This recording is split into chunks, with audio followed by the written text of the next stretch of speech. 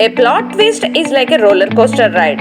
You never know what's coming next, but you're always eager to find out. When something goes wrong in your life, just yell plot twist and move on. Lakshagriha में पुरोचन के साथ साथ सभी पांडव जल जाने का समाचार वारणावत की प्रजा ने धृतराष्ट्र और दुर्योधन को पहुंचाया। विदुर ने अपने एक विश्वास पात्र मित्र से जाना कि कुंती के साथ पांडव वन में सुरक्षित है।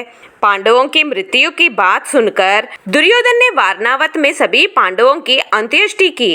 इस बीच पांडव वन पहुंचकर वहां एक शाल वृक्ष के नीचे आराम करने लगे और भीम आराम ना लेते हुए अपने माता और भाइयों का पहरा करने लगा। वही वन में हिडिंबासुर नामक एक भयंकर, क्रूर, पराक्रमी और मांसभक्षी राक्षस था।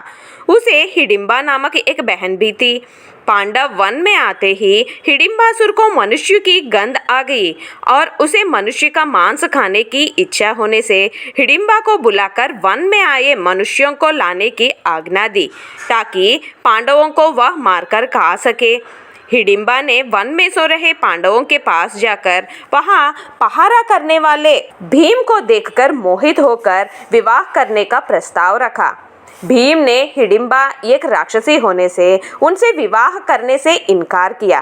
काफी समय बीतने के बाद भी हिडिंबा मनुष्यों के साथ नहीं लौटने से हिडिंबासुर खुद पांडवों के पास पहुंचा और हिडिंबा की इच्छा जानकर क्रोधित हो गया और भीम से युद्ध करना शुरू किया।